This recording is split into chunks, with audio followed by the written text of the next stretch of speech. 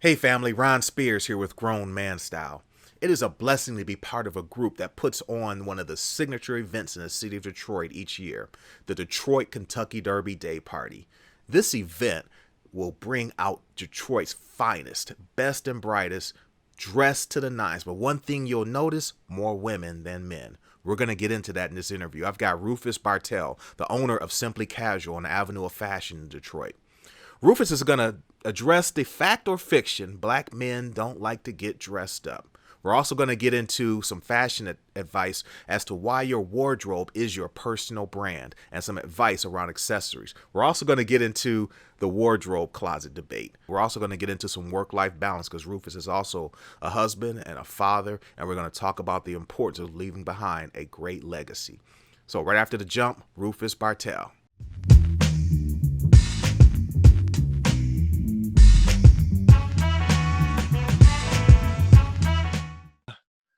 Introduce yourself and your obviously your store behind you, and we'll just sort of start there.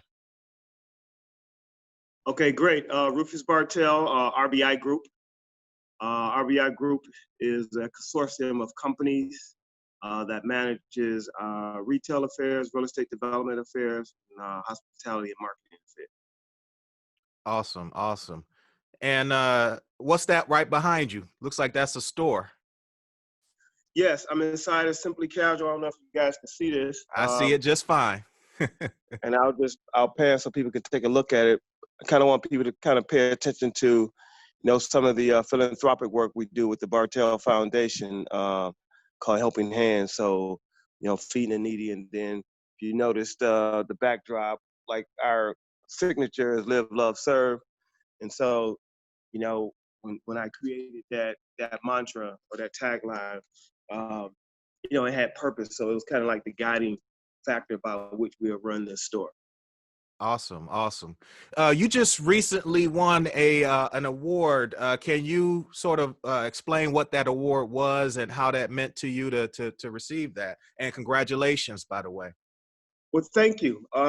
Being recognized by the Michigan Chronicle, which is a part of Real Times Media, the largest black print publication organization in the country, along with some great colleagues, Portia Robeson, Kevin Johnson, who's head of CEO of DGC.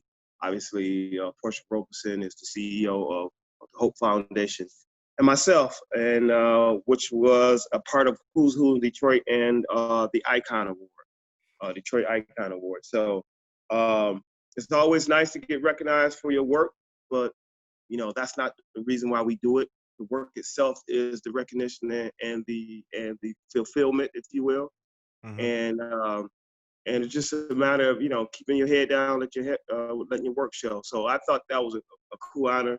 Um, so I was really grateful. Yeah, and I mean, those are some heavy hitters that you named as well, and absolutely congratulations. And I agree with you wholeheartedly. I mean, that doesn't mean you take your foot off the gas and start patting yourself on the back. That just means you're doing something right and you're keeping your heads down. And you mentioned foundation. I mean, it's about the work, not the recognition. The recognition is good. Don't get me wrong.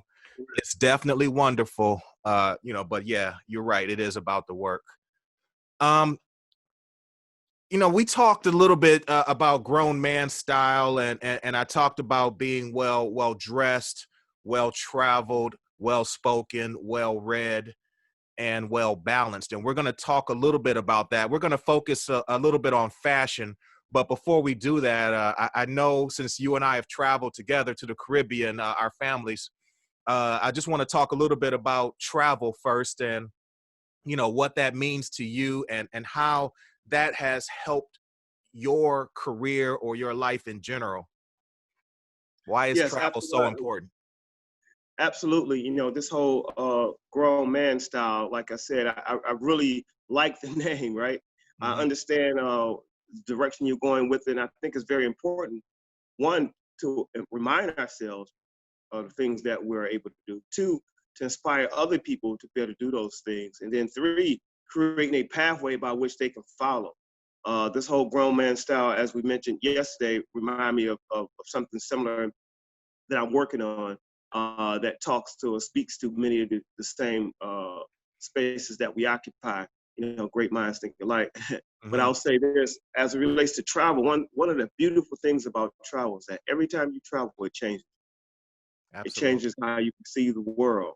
Sometimes, you know, we think the world evolves around, you know, our state of mind or our state of being until we see how other people live, how other places look, the feel, you know, the heartbeat of other places. And it make you negotiate with yourself to say, okay, it gives you a kind of like a means of comparison of where you are and where your city is at, or the things that you're doing in your city, and how people feel about you in your city when you go to other places. So, you know, one of the most important things that we can do is to travel, and it grows you and it changes you in ways that you can't measure before you went. Absolutely, I totally agree. Now, during the event that we were on together, it was a Caribbean cruise.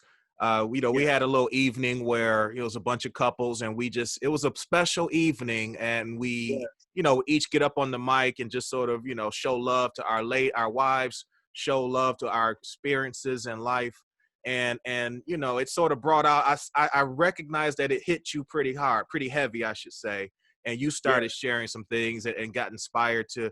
I mean, just spoken word has always been sort of in you, or what is your take on that, and how? Well, as far as the spoken word, I've been, you know, sticking a big toe in. I haven't dived in it yet, but I've always appreciated the art form, because people can share with you their world, or they can give you a perception of other people's view, or they get to chronicle history. You get to learn a lot, or you can just go just purely for entertainment because you don't want to think that day, or you just want to share who you are with others.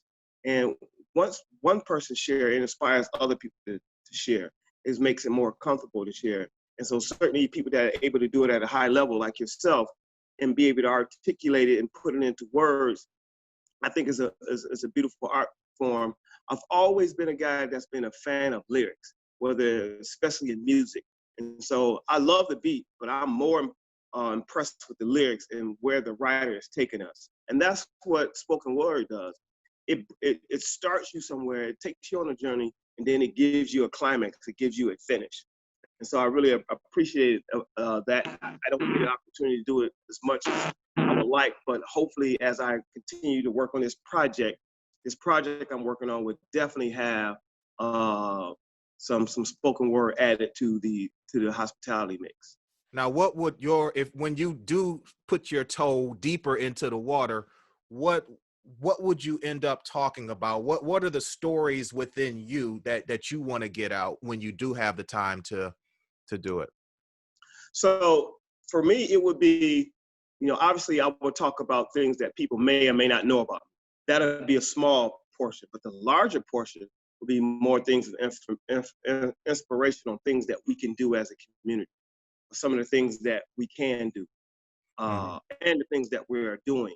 And I think, you know, for me in my life, it's about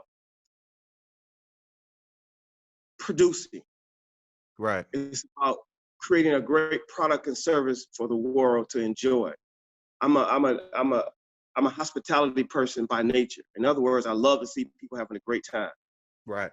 And so you want to be able to tell people the good news. And then when you talk about entertainment, then you just may make up something for purely entertainment value. But for the most part, I like to inspire or to motivate or to challenge. Yep. Yep. Awesome. Awesome. And just let me be a bit of encouragement for you, because I come across people many times, people that I like yourself, that I admire, and just through conversations you can tell that there's a whole lot of depth in there, and they say, man, Ron, I really want to do what you do, you know when I have the time. And then that time never comes, but I can tell that there's a whole lot in you. So, let me just encourage you to just, keep at it, journal, things like that. And you just never know, it's going to hit you like a ton of bricks. And, but I would, the world needs your stories, because you've experienced a lot. And just from what I've observed, you know, you do things at a certain high level, and those are things that, and not just one thing, not just two things, not just three things, Right. many things, Right. personally and professionally, that others need to learn from. So just take that bit of encouragement, as you will. Let's jump into fashion now. You know, I just want to kind of talk a little bit about a couple things, a couple topics I'm gonna throw out your way, and I just want to get your reaction. Fact or fiction? Black men don't like to dress up. I think it's both. I think it's fact and fiction. The fact is that sometimes men don't want to take the time it takes to put themselves together, because men and women love well put together people. Right. And sometimes men just don't want to invest the time. And then you got the flip side of that coin, where you got a large percentage of us that love to dress up, because, you know, oftentimes what you wear influences how you feel, and Absolutely. it influences people's impression of you. And I think that's very important. So I will say both. Hmm.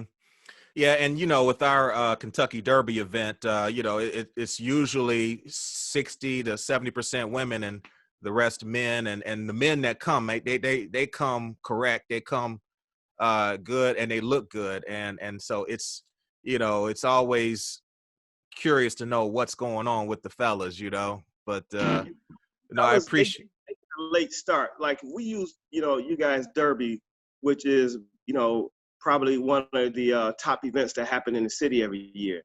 Mhm. The Detroit Kentucky Derby, and I know we talked about this, that the guys are a little bit ahead of the guy. I mean, the girls are a little bit ahead of the guys when you talk about fashion and how they put themselves together.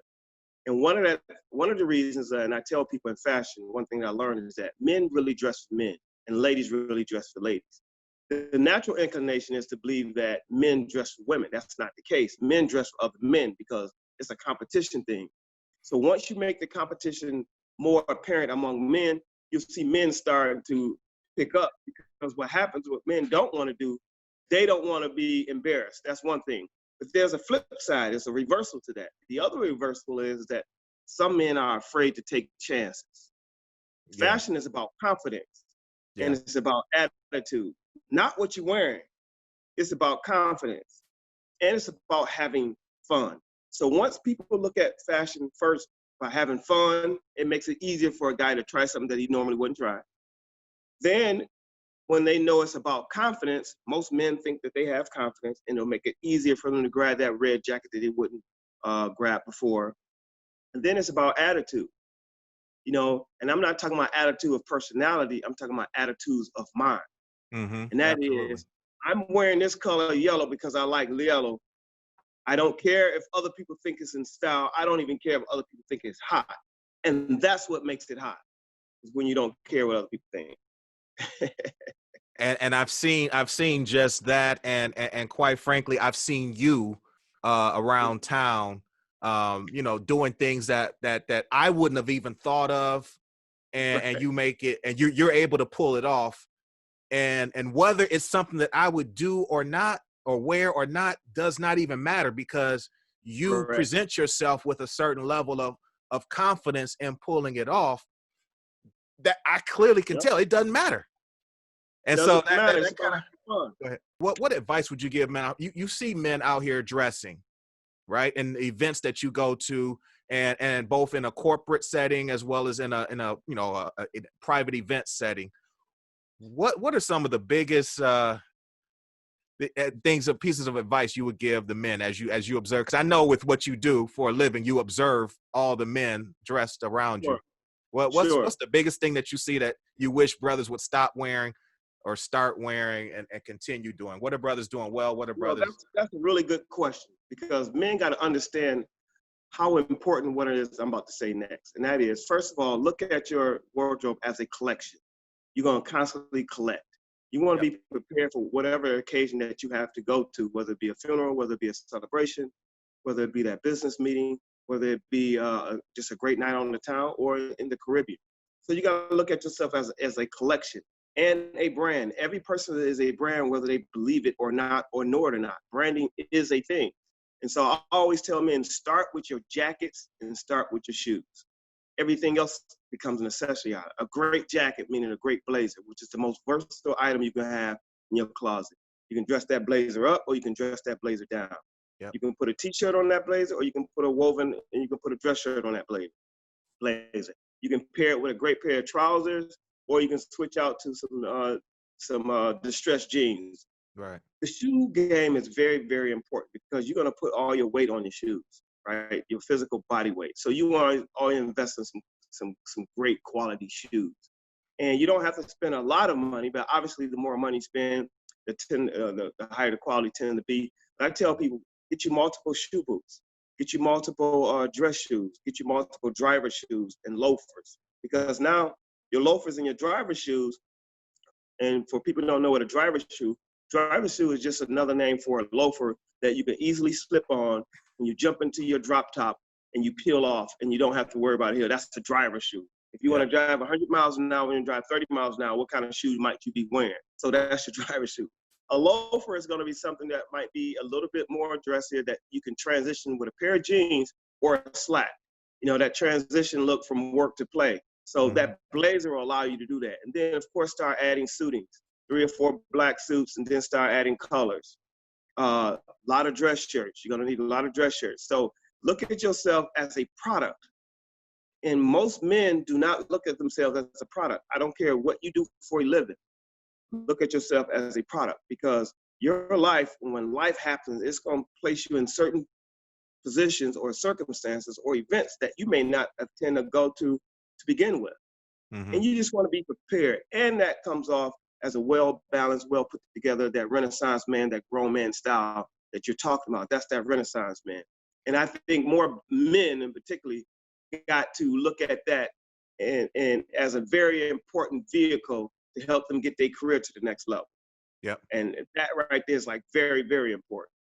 Well, let's talk a little bit about accessories because that's, you know, I agree with you 100% about blazers and shoes. Starting there. I mean, I have a closet full of blazers, and Right. and it is just it's grown into a collection. I mean, I've taken pictures and just look at the rainbow of colors and styles, and I absolutely, you know, love it.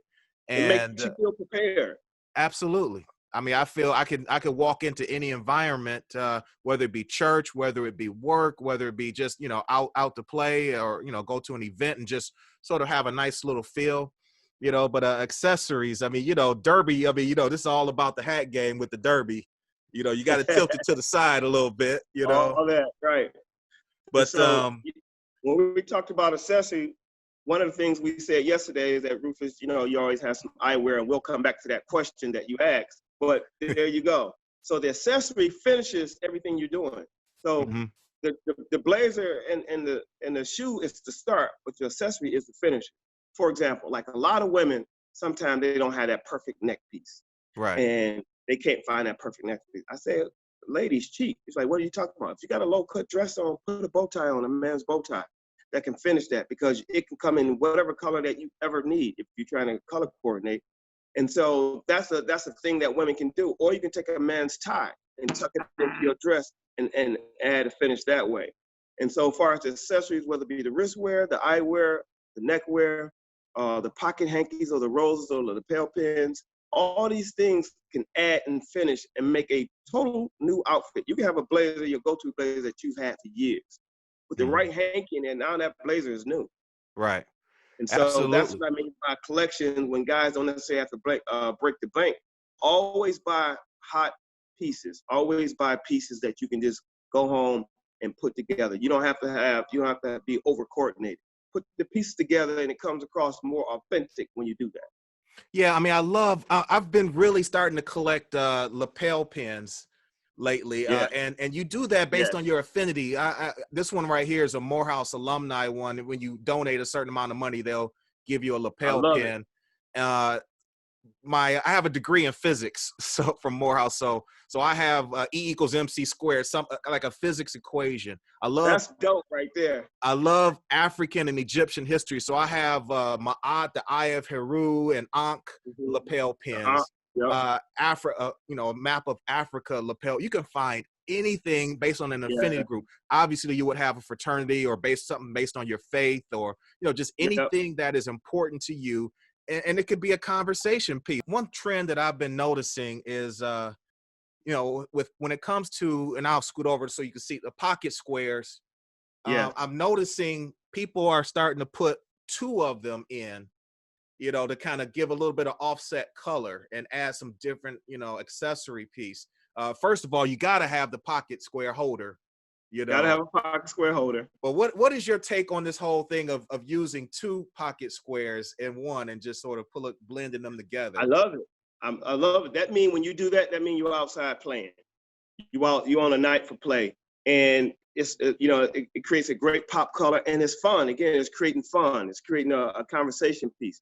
You're sitting down having some great cocktails amongst some great friends, and it's just a conversation piece, and it just gives and make the whole outfit or the jacket come alive. I tell people all the time, if we're lucky, work and play feels the same.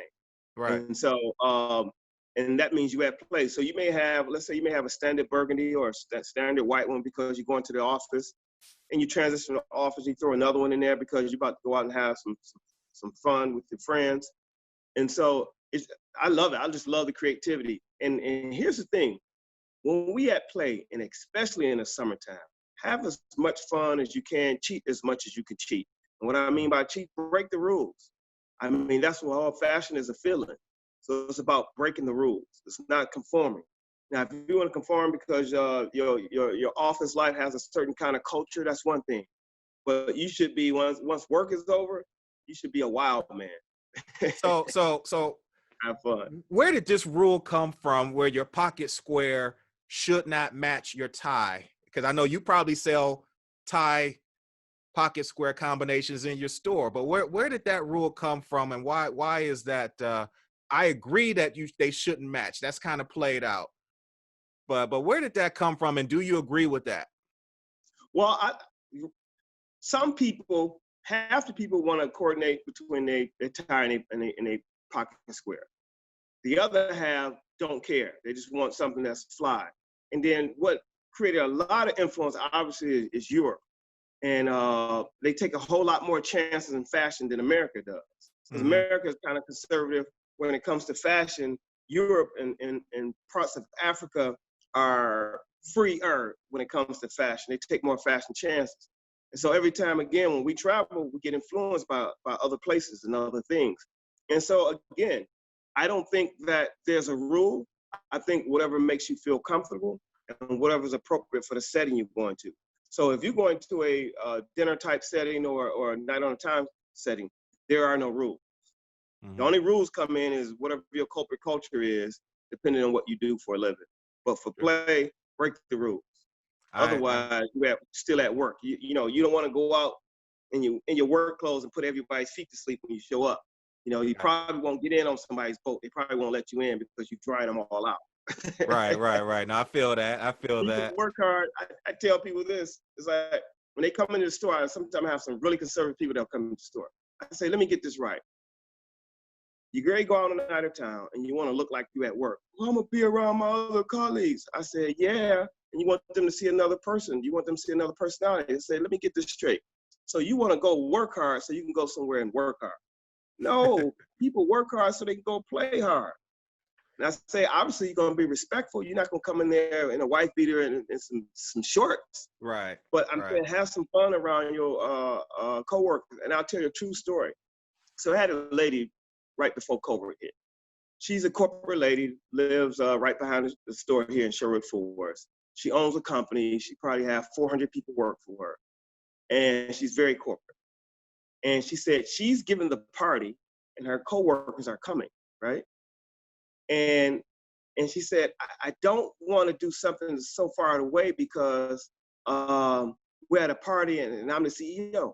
I was like, wrong. We're going out of the way. I'm going to give you a color you don't wear, and I'm going to give it to you in such a way that they're not used to you, because here's the most important thing I believe, is that you want to let them know that you're human and not a robot. And when they can pick up the human side of you, to know that you're a fun person, I think that will help morale even further. Mm-hmm. Okay, we're going to try it. She tried it, Ron. She came back about 2 weeks later. She said, "You are right. It was a hit. It was a hit. It was a hit." I was like, "I told you." And so It's sometimes we amazing got to how take much a we chance. focus and think about clothes, but like you said, we are a brand. And Correct. and from a grown man style standpoint, your brand cannot be one dimensional. Correct. I mean, you can if you have only have one dimension, yeah, do it best. Correct. Really want to do grown man style the right way, you can't be one dimensional, you Right. know. You got to be, to be a Renaissance man, you got to be 5 people, because Now, that's when your phone rings the most. Is that when somebody call Ron for something, they know they're gonna have a great person in the room that's gonna add to the party. Because think about it, when you have an event or a party, when people add up, that's what makes the party. Individual people meshing together that makes the party. So to your point is that this whole grown man style says a guy that loves to travel, a guy that loves to read, a guy that loves to dress, a guy that likes great cuisine, who has a great palate, who may mhm. be a foodie.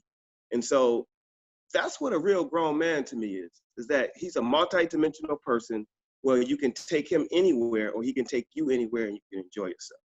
The sister that you were just talking about, who lives in Sherwood Forest, one of the complaints that I hear from some of these a lot of these accomplished sisters who happen to be single is, they're fearful that the guy that they might be with may not fit in with they, bringing them. Absolutely. Will they dress the right way?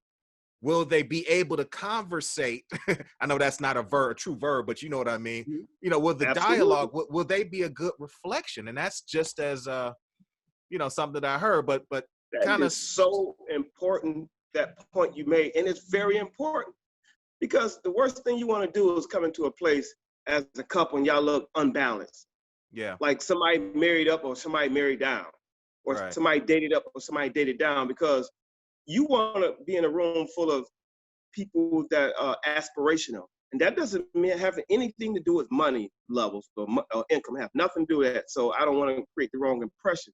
But people that have the same inspirations and similarly yoked. So if you have a woman that's well put together and her date is not, then she has to help him along. And he got to be willing to be helped along if he's not there, and vice versa. If he's not willing to be helped along, then I don't know, you have to renegotiate your choices. right, But the right, point right. being is that it should be and I'm not talking about every time somebody step out, they dress to the nines. But what I am saying is that, you know, it look like you had some effort. It's smart, or it's sexy, or it's fashionable, or it's fun. If it's all those things, then usually you don't miss the mark. But Right. yeah, that's very important that when you go out as a couple, or hanging out together and you guys are dating or otherwise, it shouldn't be a huge drop off one to the other. Right, right. Now to that effect, coordinating with your woman and what she's wearing. What I typically do is, I pick a necktie and probably a pocket square that would match her dress, so that we're not matchy matchy, but we're definitely coordinated.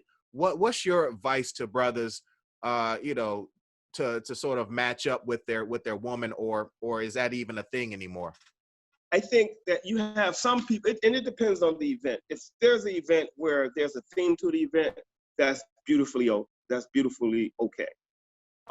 If it's just a night out on the town and you're going out with your wife or your lady friend, I think I like the word compliment, Yep. because sometimes you over coordinate it, it comes off almost kiddyish if you're not careful. Yep. But if you coordinate it or you compliment it, so like you say, your wife having on a red dress, you might finish this beautiful blue suit with a red tie or a red rose. That's a great compliment piece. Or sometimes compliments can be by not color, but by silhouettes. What I mean by that is that if a woman have on a really nice trouser and she's wearing it with a blouse, you might finish it with some trousers and a blazer and in a dress shirt with no tie. If she Mm. has on a beautiful dress, you might decide to put on a suit, depending on where you're going, or you might put on that blazer, that go-to blazer. So certainly the place that you're going matter, but more importantly, if I think I understand your question correctly. No, it's not necessary to do that super matchy. I think to me, that's never been hot, but Right, that's my opinion. right. I'm with you there. I've seen it done, and matching T-shirts and things. But I mean, couples do what they want to do, and it's none of our business. But anyway, let's talk about one thing we both probably are dealing with in life, and that's closet space. Because as our wardrobe expands, my collection of blazers and suits, they need to breathe. And Right. our wives, man, they take up all the closet space in the house. And if you got a daughter, there's no extra closet space. How do we deal with that, Rufus? You're gonna lose the wardrobe war. Concede that, right? Mm-hmm. It's about winning the war and let them have that battle. Mm-hmm. Because what's gonna happen is that women, they wear far more accessories and far more pieces than we wear, so they do require more room. But here's Mm-hmm. a smart thing you can do. You can look up a store fixture place or go online and get these collapsible racks. If you got any room in your basement, start adding your stuff on these collapsible racks. Mm-hmm. Don't tell her that you're going to do it in advance, because if you do, she's going to beat you to it, and she's going to have that portion covered as well. So buy about 3 or 4 collapsible racks. Mm-hmm. Start, and if you want to line up your extra outerwear, your extra blazers on those racks, and put them neatly in the corner or neatly in the washroom, then that'll give you extra space. Or you can do it by season. So your fall, winter clothes are stored away, and then as we transition, then you go back to your spring, summer. Gotcha. Otherwise, you're gonna need a storage unit. Let's talk about the elephant in the room real quick. Sunglasses indoors, fashion faux pas, or do what you like. I've been told never to do that, and I see you do it all the time. Is there a rule to that? You don't, that you shouldn't do it. But no, let me give you some rules of engagement that people don't think about. One of the reasons I wear the number one reason I wear eyewear so much is because I sell eyewear. That's the first. The second reason why I wear eyewear so much, because it protects your eyes. People gotta understand that. When we go outside, you got these glares, and people don't understand some of the biggest glares are in the winter. And we get to protect the strength of our eyes by wearing eyewear. And there's some evidence that people want to Google the importance and the health benefits of wearing eyewear, right? When I'm going to Outdoors, an event, totally get it. We're talking about indoors. okay, I'm gonna come indoors. Okay. So now, if you're indoors in the summertime because you came outside, depending on the shade of your glasses, then obviously if it's too dark, you want to take them off because you can't see your way around. And that's transition during the day. At night, let's say you go into a restaurant and you have your eyewear on. I usually have enough eyewear where I can see as clear at night as I can during the day. Now, here's a little trick that I'm gonna explain to people. One of the reasons why we do it. We have a great time. We have a great circle, as you well know, Ron. And Yep. that is when we out, I can't stand bloodshot eyes. I can't stand to see it, and I don't want anybody to see mine are. And plus, I wear contacts, and sometimes wearing them at night, your eyes get a little red. Mm-hmm. And so my eyes cover that. My eyewear covers that. And that's why I always try to wear eyewear that I can see through and people can also see through to see my eyes. And so that's a trick. And then here's the third reason why I wear them inside, is that you know how you've been in a long day, right? And you go out with your friends. Your eyes allowed you to hide in the middle of the party because everybody will come up to you and start a conversation about nothing, and you're just trying to have a good time with your friends. Right. And so it allows you to kind of hide because they can't read into your eyes, right? And they'll just keep walking by. So it's a psychological thing, man, that I learned over time, and that's one of the reasons why I do it, right? Right. But mainly I do it because one, to hide red eyes, and then two, to protect my eyes from the sun. Gotcha. Well, I appreciate you going there, because that's that's just a good thing for folks to know and understand. Well, this is about to be our new normal. What's your take on this and coordinating? Okay, that Too far or what? I don't think it's too far if you're having fun with it.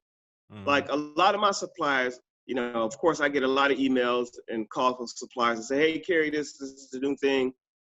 The reason why I haven't dove with 2 feet because I'm hoping that it won't become a thing because we don't need it.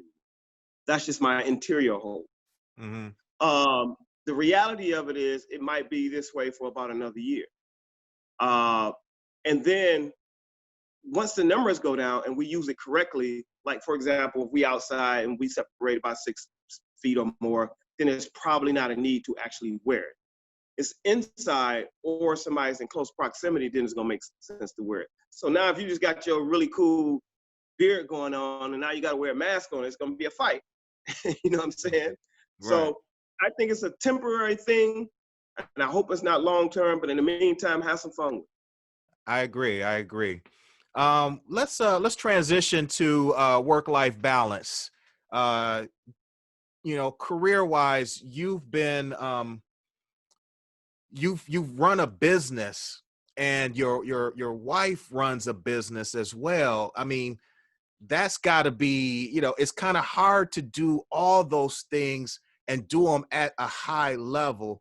However, you guys seem to, you guys are one of the most admired couples in town. And whenever I see, you and your wife together, or even your wife without you, man, she lights up a room. So, Yes. so let's talk about business first. How do you balance work-life balance, and running a business alone is stressful enough, and there's so many different things going on. How do you That's how do you balance that? that's a great question. And what I'm gonna say next, I think is important to all of us because I've been asked this question before, and it is a reality because if you're not careful, you can be two ships passing in the night. Hmm. And I understand how busy you are with your travel, how busy your wife is. So I know some of the things I'm going to say you already know and have taken it personally because you live it. One, you heard me state earlier, if we're lucky, work and play feels the same. Yeah. So for Miranda and I, work and play feels the same to us, but that was intentional. That wasn't by hapstance. That was intentional, done over time. And so her and I run in some of the same circles for the most part, maybe 80% of our relationship. And then we run in separate circles on the other 20%. We travel together, we have a great time, but we also make sure that we try to have some time apart. And that's why that other 20% with other friends is important because you need some healthy breaks just to keep it fresh and to keep things moving forward and not, begin to take people, each other for granted. But as far as the live work balance, she works from home. Sometimes I work from home. And so her home life blends into her family life. And I told myself from a business operator and all the businesses that I'm affiliated with, as well as her, is that, Ron, and I think it's very important. I will not do a business that don't line up with my lifestyle. Hmm. Everything I'm going to do is going to be in accordance with my lifestyle. Yep. That way, I'm never at work. Yep. So that balances my home life because let's say you go to a place that pays you very well. You go there because you have to go there and it pays very well, but you don't love it, right? Right. So that gives you a chance to go home and bring that frustration because you hate what you do and deposit it right at home. Right. And then that creates another problem.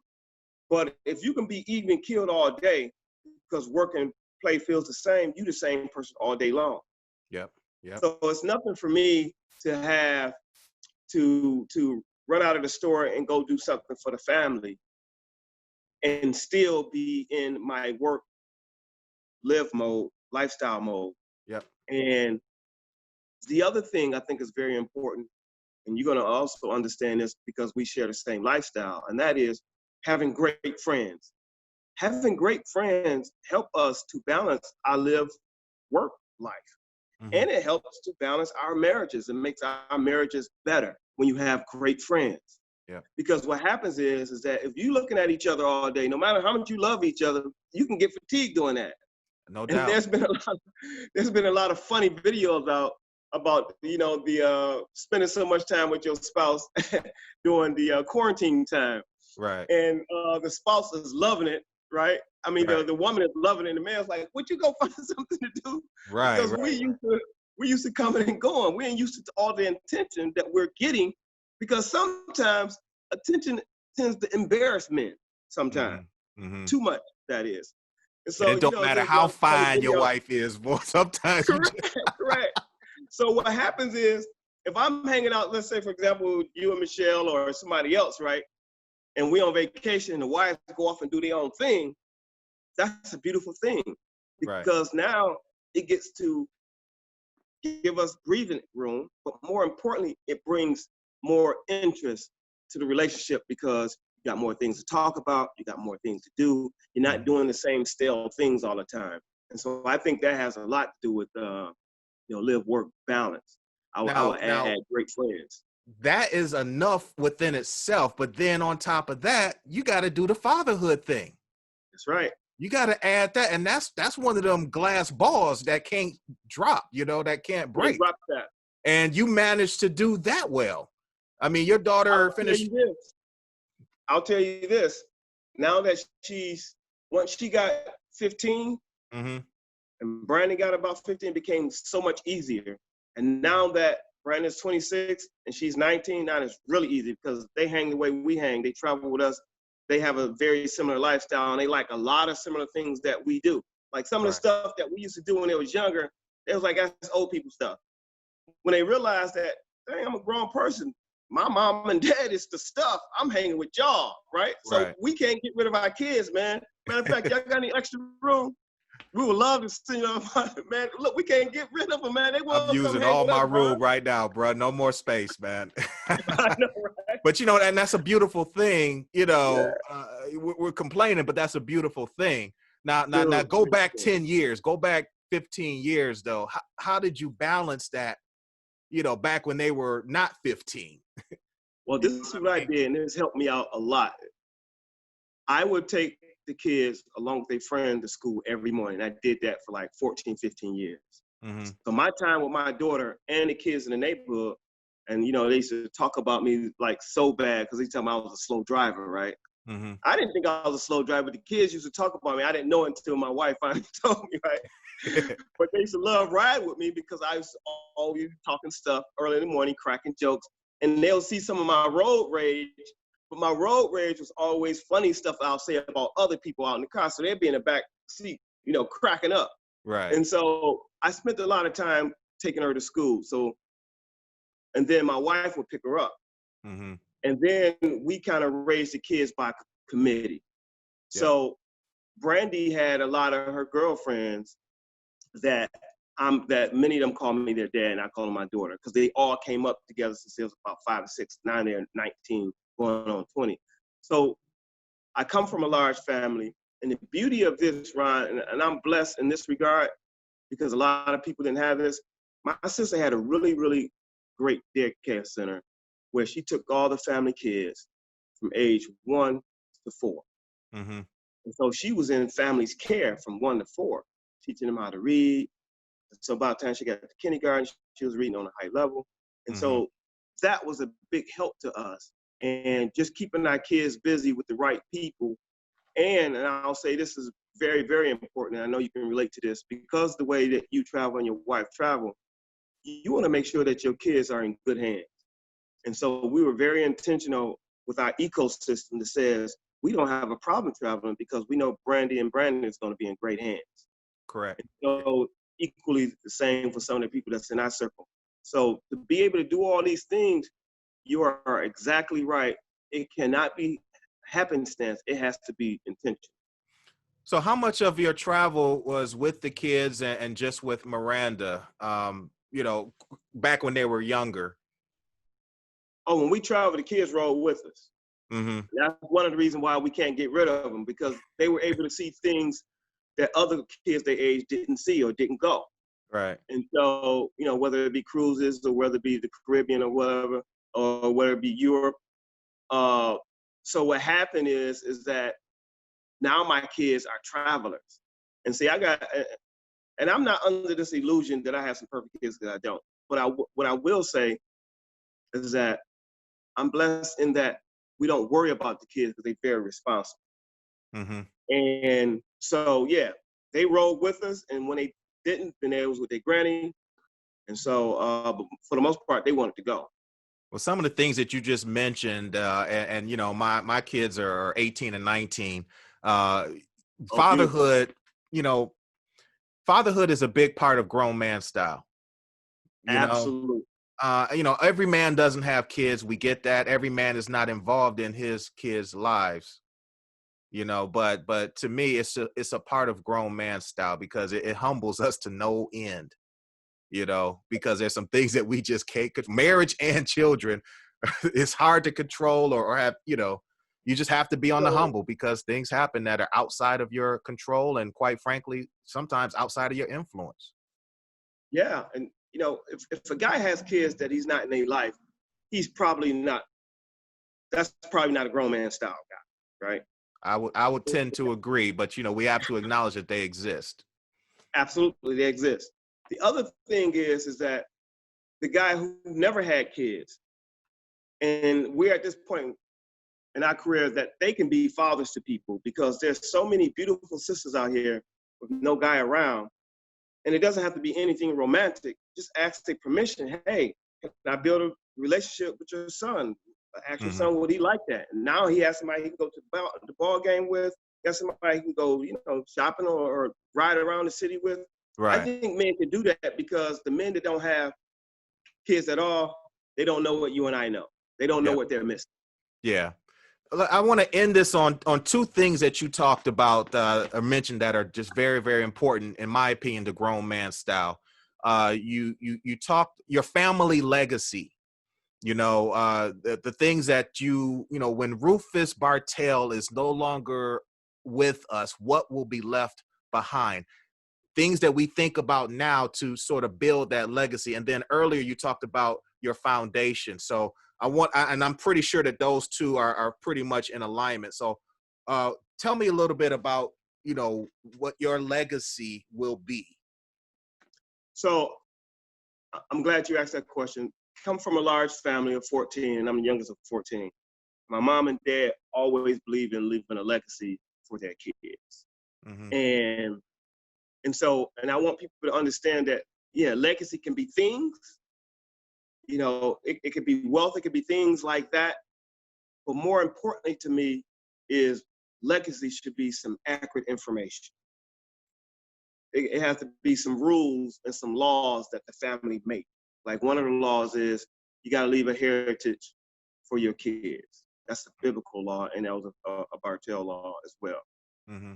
Information, like there's some things that I quote my mother. I promise you, I probably quote my mother a couple of times a week, every week, and my father. She'll say stuff like, "There's many things that are lawful but not expedient." In other words, you say, Rufus, there's many things that you can do, but you should not do. Hmm. And then she'll say, hey, Rome was not built in a day. That causes me to calm down and not be in a rush and develop some patience. Those are legacy things that I can give my daughter that she can begin, to my son, that they can begin to make better decisions. That's part of a legacy as well. Hmm. It's not how many houses or cars you leave, which we need to do that as well, but it's about accurate information and some laws, some psychological laws that we have to leave, our kid that act as a governance to our behavior and to our actions and to our inspiration. And Hmm. I can say that's what my mom and dad has given us. But they also left us a legacy in things as well. My dad worked at Ford for 40 something plus years, right? Hmm. Yeah, the credit score I can only just dream about. I was like, how is this even possible? Right. And how are you able to save this much money? And I made more money than you did. How? I don't know what they were able to do. They were part of the World War II generation, the greatest generation in history. And I'm proud to be a frat brother of your father who is a pillar in Kappa Alpha Psi. Hmm. And when he talks, when he walks into the room, brothers literally bow down. That tell you what kind of life he's lived. And I'm talking to his seed. So Hmm. your legacy is already intact, regardless if you have the things or not. Because if your information is there, you can acquire the things yourself. So Right. oftentimes when we talk about legacy, we're talking about things. Well, I'm talking about information, Yeah. accurate information that they can use for a lifetime and share with their kids in the form of family laws. And these laws cannot be broken. That's awesome. Now your foundation, what is, you mentioned your foundation earlier. What's that about? Sure. So the Detroit Foundation, the Detroit Family Foundation, is paying honor to my mother and to my father. It's Okay. called Hazel Helping Hands. Hmm. And my mother, when we was growing up, we had the household because we had all these kids in the house, and we there was people always at our house. And I don't think our oven ever went cold because we was always cooking and feeding kids, feeding all of us, and then feeding the kids up and down the block. My mother used to love to bake. Hmm. Miss Bartel, can I have some of that pecan pie? Miss Bartel, can I have some of that pumpkin pie? So they was always at our house, and she would just feed. And so the family was already forming a foundation. And this particular, it's a couple of foundations, but this particular one is all about Hazel's Helping Hands as an honor to my mom who passed in 14. We started the foundation way before she passed, so we had already started the work. But Hmm. it's just a continuation of work. Again, that's the legacy. Absolutely. Legacy said you go out and you feed people who are hungry. It's no questions asked. That's the rule. You have no choice. Right. And so that's part of the legacy. Yeah, and you see where why I wanted to chat with you, because there's so many different balls in the air, so to speak, of what this Yeah, thing called grown man style. The average brother coming up might think that all of this stuff is just not achievable. You got to just pick one or two. You know what I correct. mean? You got to pick one or two and just try to grind on that. But we unpacked a whole lot in this little chat that we've had, and you're just talking like it's no big deal. Yeah. But If I can add this, Ron, yeah, my mom used to always say this: just keep living. yeah, And she used to say that for years, and I never knew what she meant. And now I know what it means as I came into my adulthood. When she was saying just keep living, what she was saying is that just keep doing the things that you're doing, and other things will be added on. Don't worry about where things are coming from all the time. Just right. do what you do well, and things will be added on to you. And so, in order to do that, you just have to keep living. In other words, don't worry about the things that you don't have. Don't worry about the things you haven't accomplished yet. Keep living. You will accomplish. Well, and added to that, to what your mother shared with you, and we'll end with this. In addition to what your mother told you, you mentioned something earlier that is rock solid on, and that is, do things. You got to do things that don't feel like work, as part of your daily lifestyle anyway. So I can sit there and tell you I'm a trustee at Hartford. I run the Africa Relief Ministry there, and I manage the church's Facebook page and the men's ministry website. I'm the vice chairman of the men's ministry there. But and then I'm involved in the Morehouse alumni, which focuses on what? Men, and helping. So anything that's mentoring and involved in helping men, it's all related. So you can kind of weave in between, and it just makes you feel good, and it's the right thing to do. And that's where your blessings are going to come, when you're doing the right thing. And you don't even think that, man, I'm doing all of this, and I'm trying to be a Correct. father and a husband and a business owner. Keep Where living. does all this come from? The business comes from doing community service. That's when the phone rings. Correct. Absolutely. In You know, other words, you're living the things that you're talking about without trying it because you're enjoying it. And then when a person enjoys it, it doesn't feel like work. But exactly. that was an intentional. You chose to be involved in those things. If somebody asked you and you said yes, you still chose it. Yep. If you asked them and they said yes, you still chose it. Yep. Yep. So the thing about it is, over time, we starting to doing the things that we want to do, not what we have to do. And that's a big difference. And Yep. everybody doesn't get that opportunity. And that's why I'm so mindful of it, is that if you're able to pick the things that you want to do and what you want to associate with, just like your friends. And all of our parents told us this, that you are who you associate with. At that time, we was 14, 15 years old. We probably didn't know what they're talking about, but Right. we definitely know what they're talking about right now. Right. Like, for example, I can clearly say, and please, I don't want the outside world to take this the wrong way when I use the word bum. I'm gonna use the word bum for those people that are uninitiated, that don't want to do the things that it takes. to get where they want to go, or to help other people get where they want to go. Like in our circles, and we all got inner circles, and then we got circles inside circles, is that everybody that I run with love people, want to help people, got a great outlook on life. That's not by happenstance. It's about, over time, you begin to assemble with like-minded people. And if you can have fun in the process, bruh. You know, when we were out at the cigar spot in Ferndale, and we were just, you know, y'all were sitting there smoking your stogies, sipping on a little cognac or scotch or whatever, and then we just busted into a little speakeasy, a little spoken word, and Correct. I mean, just that's just fun. It's just fun. That's living have life. Fun, man. Everything you do, have fun, and Absolutely. And I'm gonna do it on purpose. So I know that's right. Well, hey, that's everything I wanted to talk about, but I just want to make sure you got a chance to talk about the, you know, when I told you about what my definition of grown man style, you talked about, was it Go Left? Yeah, it was a brand that I've been working on. Did you explain that? Did you get a chance to explain that? No, I didn't. I can do it real quickly. Okay.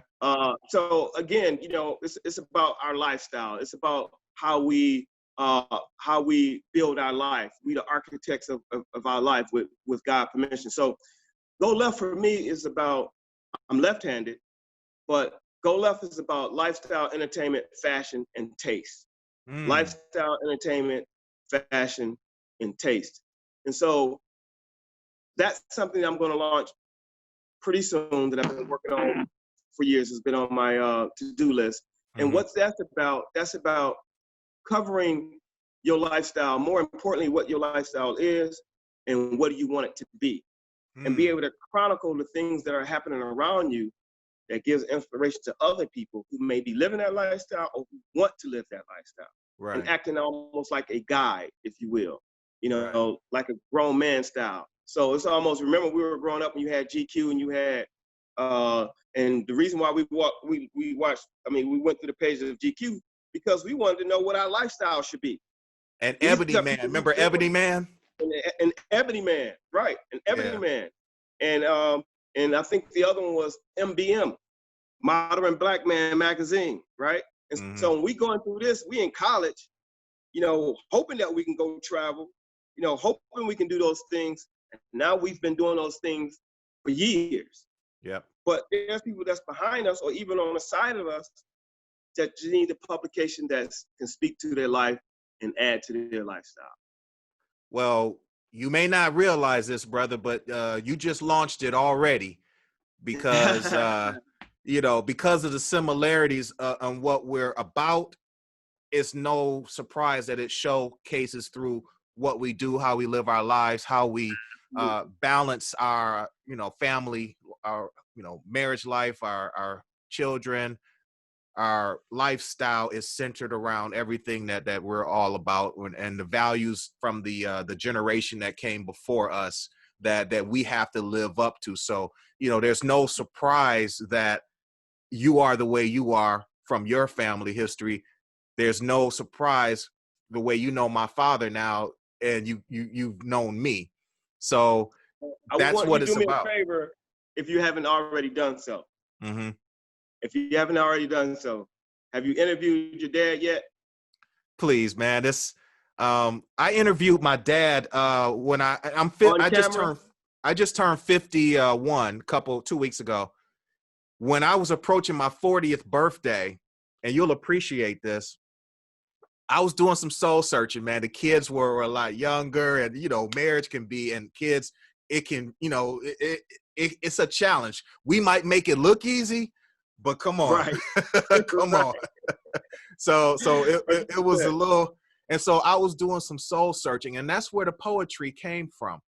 And so I came home from a business trip, and you know, the house was empty. I got in from the airport, the house was empty, and I was just like, where's everybody at? And I realized Michelle was at the school. It was curriculum day at the middle school at the time or whatever. So I went and got me a $70 bottle of cognac, Kelp, and my dad lives right around the block from me. And so he came over, man, and we killed that bottle, and we were talking about life. And I was Right. sharing all of the soul searching that I've been doing as I was approaching my 40th birthday, because 40 is a milestone in terms of career is kind of, That's you know, true. determined at that point.